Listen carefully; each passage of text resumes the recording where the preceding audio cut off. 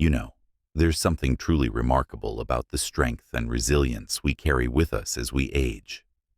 But let's be honest, some days it can feel like our bodies don't move quite the way they used to.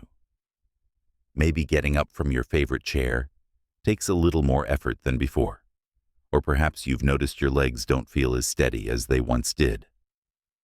If that sounds familiar, I want you to know you're not alone. And more importantly, there's something we can do about it. Staying strong and independent after 80 isn't about running marathons or lifting heavy weights. It's about small, consistent movements that keep your muscles active, your joints flexible, and your confidence high. And the best part, you can do all of this right from the comfort of your favorite chair. That's right. No fancy equipment, no complicated routines, just simple exercises that will help you stay strong and avoid needing extra help down the road. Today, I'm going to share with you 3 gentle but powerful chair exercises designed specifically for folks over 80. These movements will help you maintain your strength, improve your balance, and keep you doing the things you love. Whether that's gardening, playing with your grandkids, or simply moving around your home with ease. Now, before we begin, I want you to take a deep breath and remember, this isn't about pushing yourself to the limit. It's about listening to your body and honoring what it can do today. If you ever feel any discomfort, it's okay to take a break or adjust the movement to suit your needs. Let's start with the first exercise, seated leg lifts. This one is fantastic for strengthening your thighs and improving circulation in your legs, which is so important for maintaining mobility. Here's how you do it.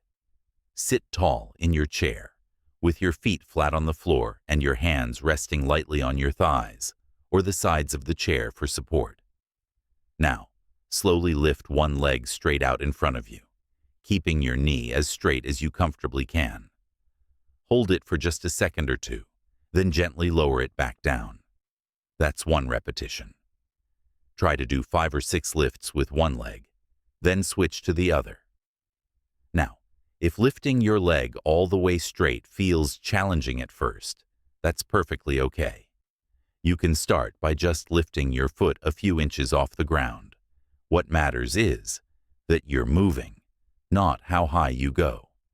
And if you want to make it a little easier on your back, you can lean slightly against the back of the chair for extra support.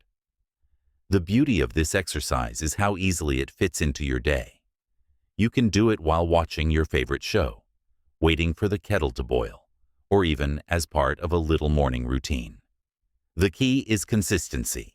Doing these small movements regularly will help keep your legs strong and steady. Now let's move on to the second exercise, seated marching. This one is wonderful for getting your blood flowing and waking up those hip muscles, which play a big role in balance and walking. Sit comfortably in your chair with your feet flat on the floor. Now, simply lift one knee up a few inches, as if you're marching in place, then lower it back down.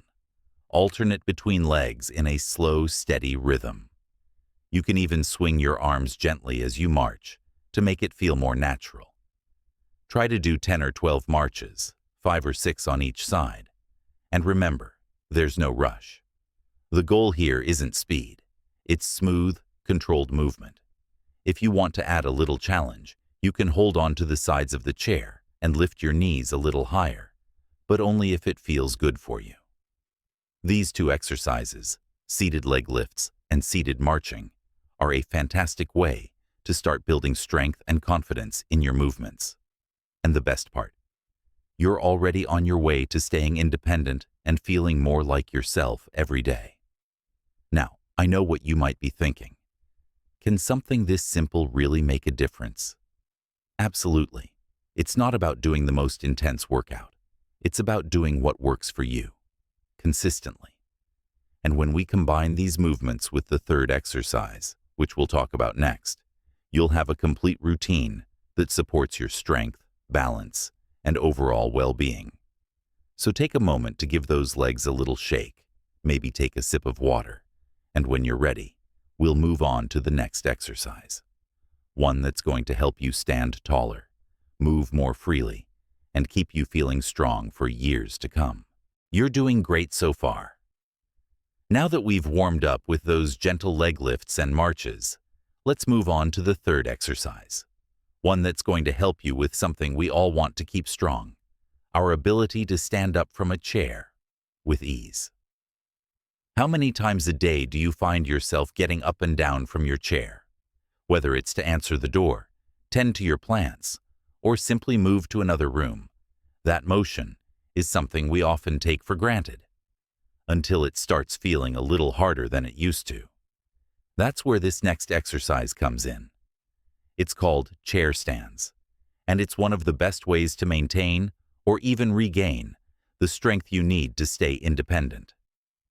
Here's how you do it. Scoot forward in your chair, so you're not leaning back against it. Place your feet flat on the floor, hip-width apart, and if it helps, you can rest your hands lightly on the arms of the chair or even on your thighs for a little extra support. Now take a deep breath in, and as you exhale, lean forward slightly from your hips, not your waist, and press through your feet to stand up. Try to use your legs as much as possible, rather than pushing too hard with your arms. Once you're standing, pause for just a second. Enjoy that feeling of being upright. Then slowly lower yourself back down into the chair with control. If standing all the way up feels too challenging at first, that's okay. You can start by just lifting your hips a few inches off the seat, what we call a partial stand, and work your way up to a full stand over time. Even small movements count, and every bit of effort strengthens those muscles. Aim for 3 to 5 stands to start, and as you get stronger, you can gradually increase that number. Now, I know this one might feel a little more demanding than the first 2 exercises, but that's why it's so powerful. Think of it like this. Every time you practice standing up from your chair, you're not just exercising, you're training your body for real-life movements, and that's what's going to help you stay self-sufficient. But here's something important to remember. Never rush this movement. Take your time, breathe, and focus on smooth, steady motion. If you ever feel unsteady, make sure your chair is against a wall or near something sturdy you can hold onto for balance. Safety always comes first.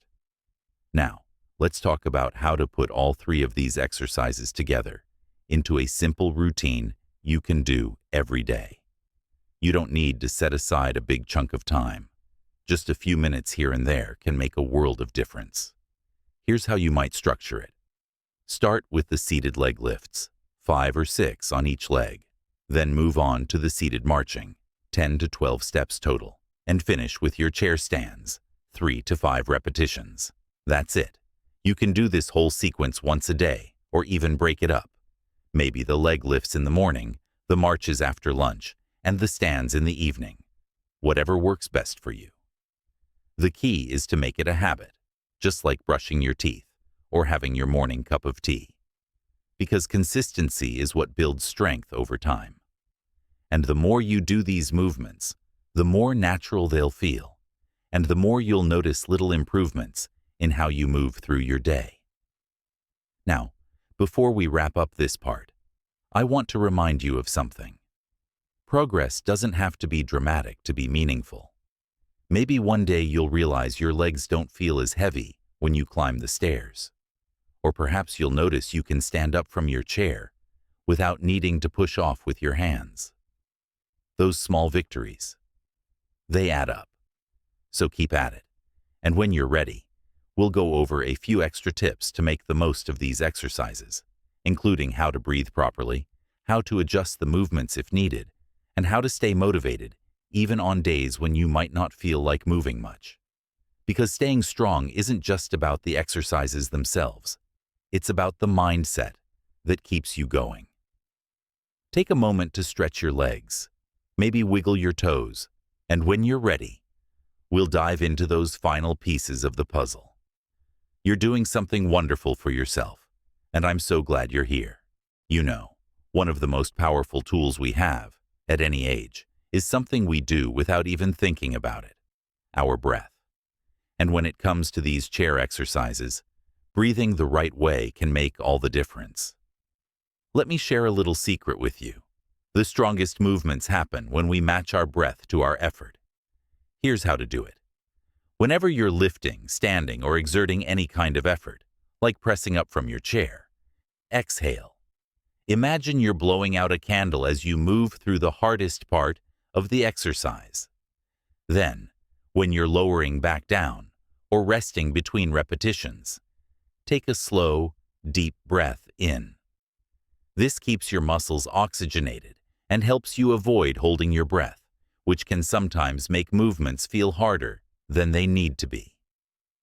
Now, let's talk about making these exercises work for you. Maybe your knees aren't what they used to be, or your balance isn't as steady as you'd like. That's perfectly okay. We can adjust. For the seated leg lifts, if straightening your leg completely is uncomfortable, try bending your knee slightly as you lift. The goal isn't perfection, it's movement. If even that feels tough, simply pressing your foot into the floor and focusing on tightening your thigh muscles is still beneficial.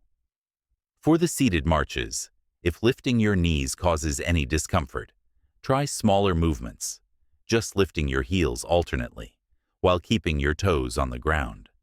You'll still get your blood flowing and engage those important hip muscles. And for the chair stands, if standing fully isn't possible yet, focus on the leaning forward motion. Practice shifting your weight forward until you feel your feet pressing firmly into the floor. That weight shift alone is excellent practice for maintaining mobility. Here's something else I want you to remember. Some days will feel easier than others, and that's completely normal. There might be mornings when these exercises feel almost effortless, and other days when just getting out of bed seems like enough. On those tougher days, do what you can, even if it's just one leg lift or a single careful stand. What matters is that you're moving.